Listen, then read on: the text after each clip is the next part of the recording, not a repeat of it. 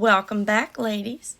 This is Grace and Grit, a podcast with real, honest conversations about life, motherhood, and everything in between.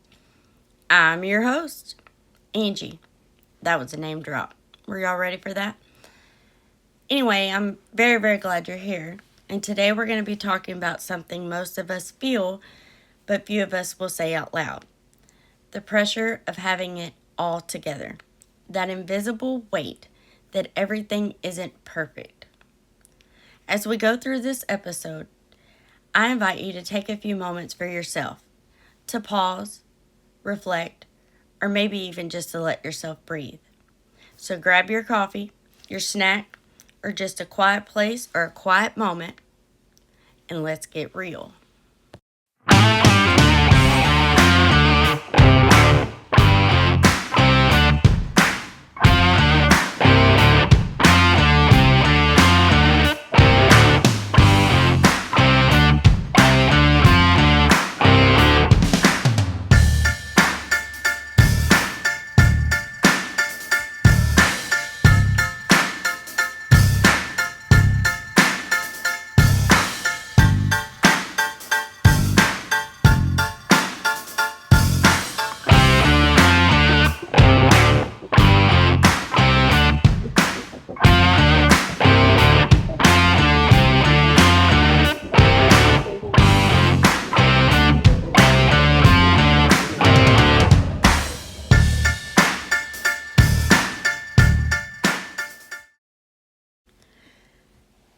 Before we get into today's topic, I wanted to share a personal story about failure that I had this week. Just one though. I'm not airing it all out today. We're taking baby steps, remember? But before I confess to you all that I'm not perfect, I wanted to take a minute to talk about something that happened to me at a local store this week. The other night, I had to run up to our little small town convenience store. The lady that was working is one of the sweetest, most genuine people. When you walk in this store, you can go in for a Coke and you find yourself wanting to stand there and just talk. She makes you feel so comfortable and seen that it's almost like a self-care hug just talking to her. I don't know her name, but after this, I will be asking her. So I'm walking around the store looking at stuff because there was someone at the counter. As she finishes up with that customer and they're walking out, I'm making my way to the front and a young woman walks in. She immediately sees her and she's like, "Oh, sweetie, what's wrong?" And the young girl says, "Life. Life just keeps happening." Keep in mind that this isn't going to be a word for word replay. But the lady working the store immediately starts encouraging her and telling her basically this isn't her whole story and that she's going to look back later in life and see this season totally different than what she's seeing it right now. She tells a quick personal story and then she goes, "I have to remind myself that I am blessed, and I absolutely have to remember to show myself grace during the tough times." Now, I don't know if she follows Grace and Grit, but it sure sounds like she does. After chiming in my 2 cents as well, I walked out of the store and I get in my car and it just hit me. It was like validation that what we have here is needed. Because right there in that store, that young mom, young student, that young provider got some encouragement from two imperfect moms or women that it's okay to not be okay, but to remember to show yourself grace. It was just a reminder that sometimes just knowing you aren't alone, that's enough to help you push forward. Okay, now for my failure.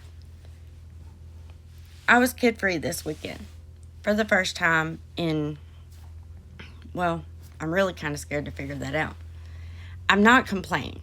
My husband and I both have the same opinion. We take our kids everywhere. If they're not with us, then it usually means it's a place that they can't come, like work or things of that nature, or that they have asked to stay somewhere, or someone has invited them to stay somewhere, which honestly doesn't happen much.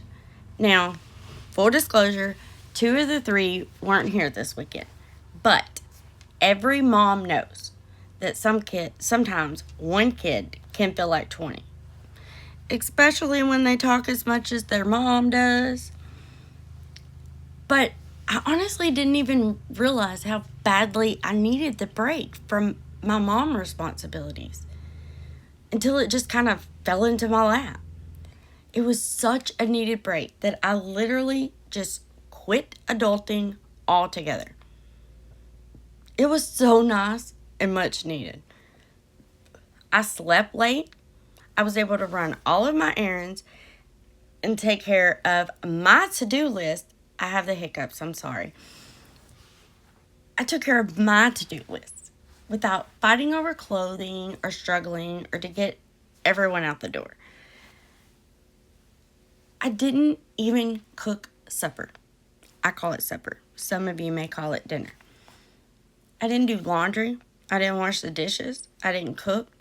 I just straight up quit adulting. Monday morning, I'm back in mom mode, getting everything ready to start the day. My husband is getting ready to go to work to start his day. Y'all, no one had clean clothes. I mean, we had clothes, but it was the clothes that hang in the closet that really honestly is just there in case of an emergency.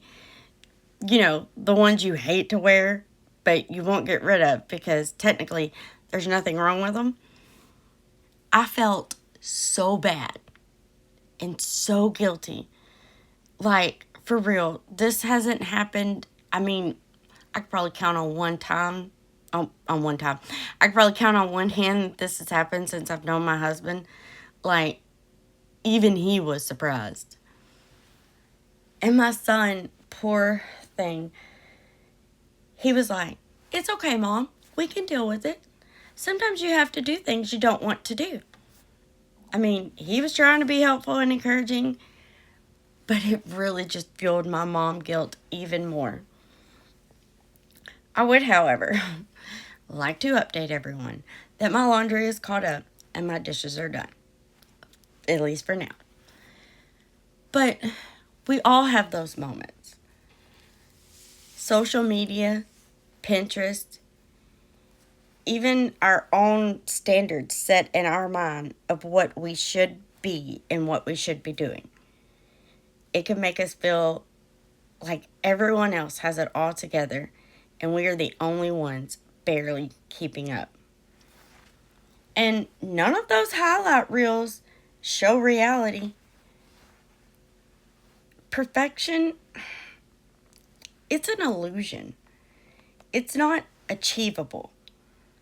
And the more we chase it, the further away from peace we get. Grace isn't earned, it's given. It's showing up even when it's messy, even when it's hard.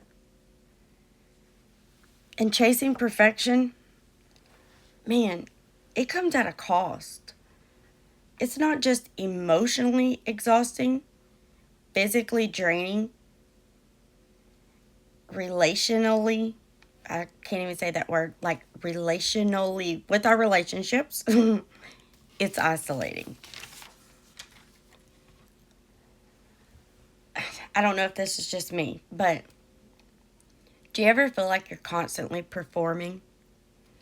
Not in like being fake or anything like that, but constantly pretending everything is fine. Because we don't want anyone to know we're drowning. We don't want to be seen as weak or fragile. We're supposed to be the strong ones. We're the glue, the rock. This pressure, it comes from many different places, that's true. But it comes quietly. Isn't it weird that, like, Our lives are loud and chaotic, but the attacks on ourselves, they come quietly, silently, and invisible, unnoticed by anyone around us. At least that's how we feel anyway, that nobody else notices. I mean, sure, it comes from within ourselves, like from self comparison, but what are we comparing ourselves to? Society. Society and what it says makes a good mom, a perfect mom. Work, have a job, have a career. No, stay at home, don't be a working mom. Don't give your kids any sugar. You should spend time with them, take them for ice cream. Limit screen time, no screen time. You should do online homeschooling. Teach them to earn a dollar. They're not your slaves. Quit making them work. Vaccinate. Don't vaccinate. There are so many opinions. Some credible, most aren't. I'm not trying to start a debate of what I agree with or what I don't. I don't want division here. But I'm just pointing out that in today's world, in society's view, it's so confusing and so stressful. I mean, to be a good mom, it doesn't matter what side of the fence you end up on, you're wrong. Because the other side says, no, that's not right. Being a good mom doesn't require perfection. Being a great mom doesn't require perfection. I learned this week that it doesn't even require clean clothes. Being the best you that you can be, that's enough. And each day, that's going to be different. And that's okay. Love. Love is the, excuse me, I can't talk. Love is the thing that I have found that's the only requirement. So when I was a single mom, it was just me and my son. You can hear my office chair back here, I apologize. We didn't have a lot of money. We weren't financially stable by no means. I mean, I did the best that I could. Disneyland wasn't in our cards. Half the time McDonald's wasn't in our cards. But because of the love and the mom guilt and the pressure and all that, I created things. I just come up with things. So, like, I bought, well, they're not $3 anymore, but at the time, they were like these $3 pizzas. So I would buy a pizza and a 4-pack of root beer. And we would each get our own pizza and our own 4-pack of root beer. And we would have a game night, a TV night where we just binged watch stuff, YouTube, movies. Maybe we played Minecraft, just whatever we decided to do that night. But we had our own individual pizzas and our own 4-pack of root beer. And we just got to bring the whole thing and just on the couch in the living room. My son doesn't remember not having money. He doesn't remember the struggles. He didn't know about them. But he doesn't remember mom failed. He doesn't remember anything of the sort. Nothing that I was worried about is what is stuck in his mind. He remembers how fun it was. Hey, Mom, do you remember when we used to get those pizza and the root beer and we would just have like a lazy night? Can we do that again? We do it today with all 5 of us. And it was something that came out of mom guilt. And it ended up being this awesome memory that my son has. It's not always yes days, guys. It's not about money or material things. It's about love and showing up just as you are. So, how do we get off of this carousel of self-destruction? Because that's what I call it, self-destruction. Because the strive to be perfect, it will literally self-destruct us. It will crush us. My advice, my opinions, what's worked for me, for the most part, I'm not perfect. Allow yourself to fail. And try to laugh about it if you can. Another confession. So one time I burnt 5 pizzas. Let that sink in. Yes, 5. In a row. This was after I forgot to take something out for supper. It's getting close to supper time. I'm scrambling. Mom guilt is on full alert. Just, oh my God. I was a mess. I was overstimulated, overwhelmed, and just like I couldn't figure out how I had messed up so bad. So I'm scrambling. I run down to the local DG. I grab 5 of what used to be the $3 pizzas, and now they're more like $5 pizzas. I grab 5 of those. And I'm thinking, in my mind, I'm like, all right, I'm going to save this. We're going to have a junk food night. We're going to have pizzas. We're going to just be lazy, watch some movies. I can turn this around. I've got this. So I run down to the DG, come back. I'm getting them going. Keep in mind, still overstimulated, still overwhelmed, full of mom guilt, self-doubt. Check all of the boxes. All of the above is going on. I burnt all 5 of them. And I can't even tell you how. Wasn't just one. Every time I tried to come back, reevaluate, readjust, figure out how I'm going to do this, still make it special as I'm counting them down. I got 4 left. I got 3 left. I got 2 left. I got 1 left. Oh my gosh, there goes the last one.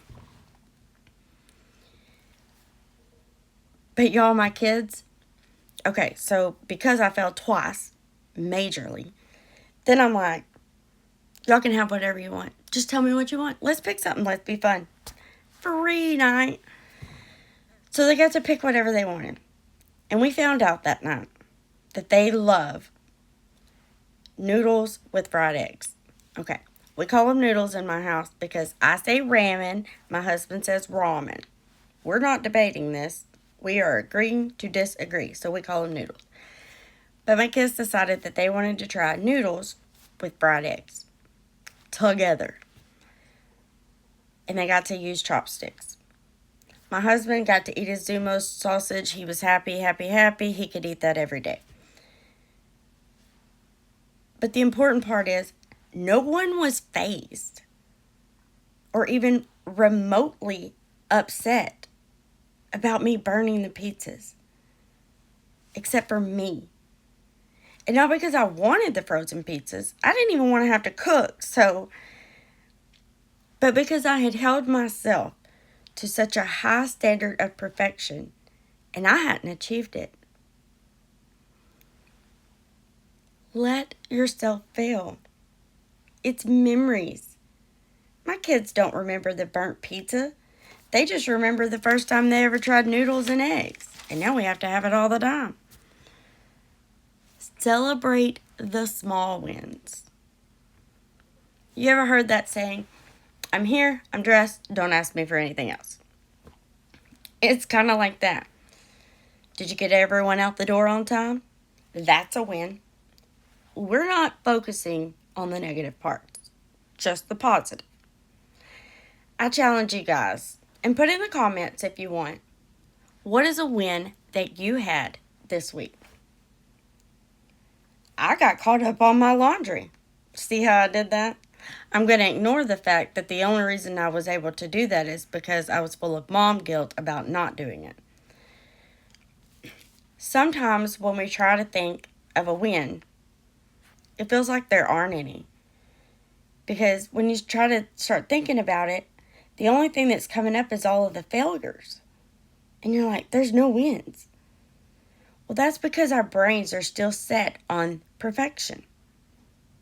Did you keep everyone fed this week? That's a win. It doesn't even matter if it was cereal. That's a double win. You didn't have to cook. Another thing is, this one's going to be a little harder.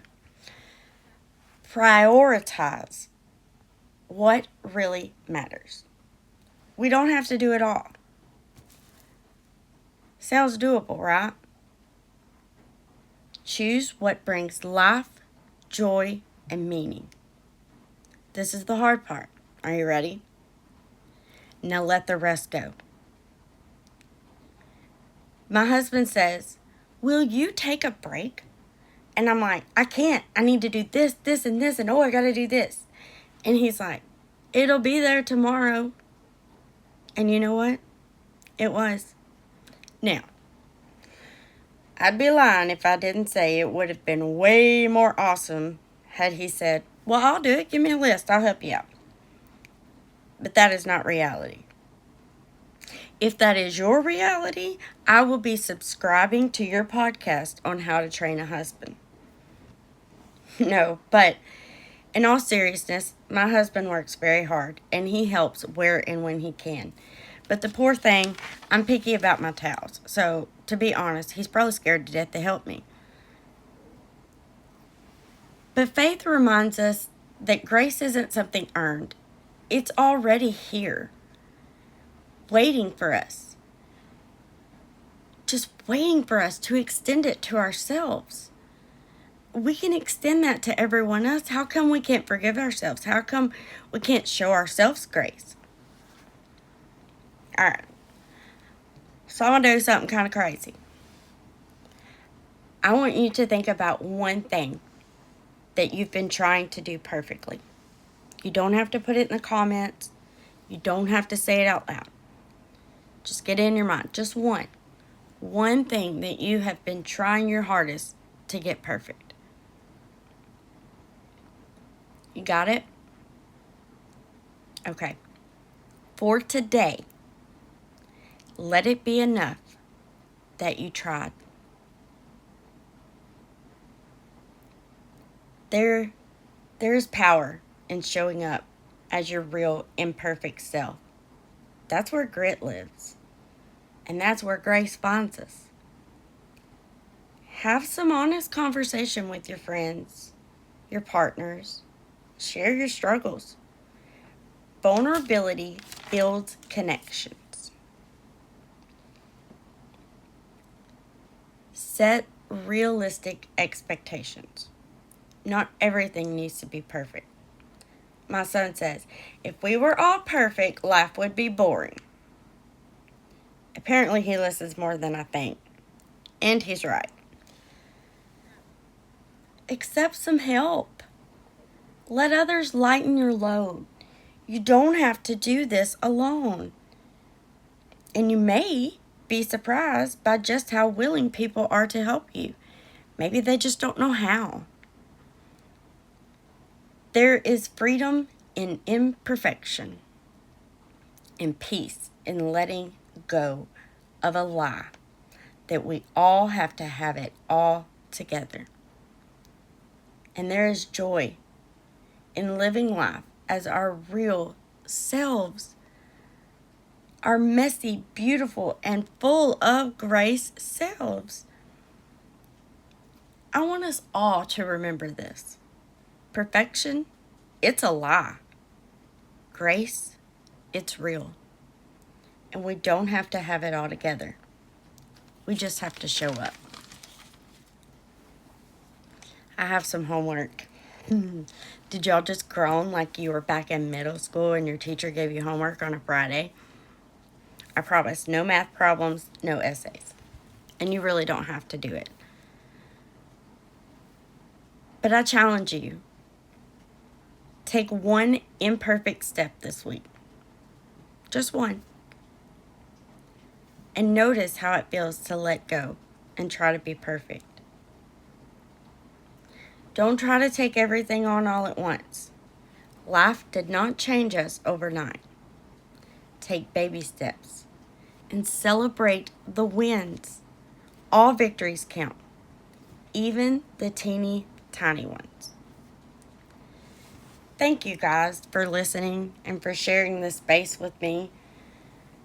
Share this episode with a friend, a coworker, the mom down the road, or anyone you think needs to hear it. And remember, you are enough, just as you are. Before I go, I want to remind everyone that we have some new segments. So every Friday, there will be a premiere at 6 p.m. And instead of it being our regular Finding Laughter in the Chaos podcast, we're going to do something that I'm kind of excited about. We're going to do Freestyle Friday. No notes, no outline, just rambling tangents. We can ask questions. If y'all have any questions you want me to answer, if you will send them to the email, to our email, the Grace and Grit podcast at yahoo.com. You can put them in the comments. You can follow us on Facebook, Instagram. Those links are on the YouTube channel. However you feel comfortable, ask me some questions. I'll answer them. And maybe eventually we can do live Fridays. That would be awesome. Ooh, maybe if we got to like 50 or 60 subscribers, I could do like a face reveal. It'll give me some encouragement to kind of build up my strength and my courage to do that. But anyway, Friday will be Freestyle Fridays at 6 p.m. And then we're going to do a little thing on Sunday that I'm calling Pause and Grace. And that's going to be more of like a weekly devotional, more faith-based with some scriptures and stuff. And by no means am I perfect, but I just wanted to share what's helped me through the week, and maybe it would help you. So if you're interested in that, check us out on Sunday for Pause and Grace. Subscribe so you don't miss anything. You'll get notified for all this stuff. And I'm working on a Patreon so that we'll have some behind the scenes members only exclusive stuff. Maybe we could meet the family. I'm still working on all that. We'll have it all figured out. But anyway, I'm very excited that we're growing. My views have been skyrocketing and my subscribers are going up, and I feel like a little kid. Like every time the numbers go up, I'm running through the house. I got another subscriber. So my husband is catching it all, guys. So maybe say a prayer for him because this is kind of getting crazy already. But I truly appreciate every one of y'all. So until Friday, I'll see y'all next time.